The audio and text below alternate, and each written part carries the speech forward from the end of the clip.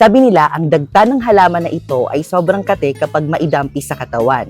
Ngunit, isa ito sa very common na halaman na kinokolekta ng mga tao dahil maganda ito alagaan, madali alagaan, ng mga home decor plant. Ang tawag sa halaman na ito sa kanyang scientific name ay Zamioculca zamiofolia o sa short term na ZZ plant. At tinatawag din ito sa common name, mas kilalang welcome plant. Itong ating mga ZZ plant ay native to Africa.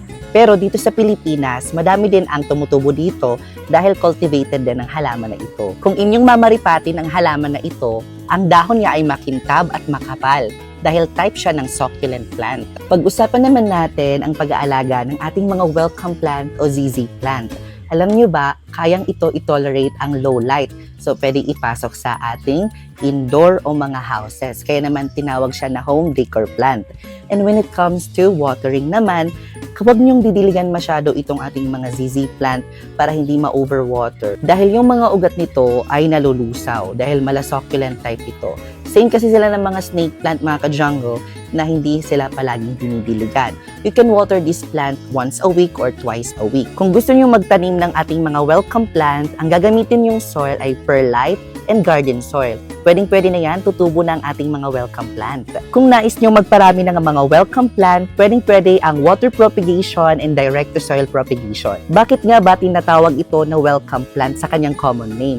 Dahil alam niyo ba, mabilis itong mahanap at ma-display sa mga front door natin. And according to Feng Shui, ito daw ay nag-a-attract ng prosperity, abundance, and good opportunity sa pasok ng ating bahay. Kaya naman yung mga establishment na may mga business, naglalagay sila sa front door ng mga ZZ plant o welcome plant. Mag-ingat lang sa halaman na ito dahil ang mga dahon nito ay naglalaman ng calcium oxalate crystal na siya ang magkukos ng pangangati ng ating mga balat.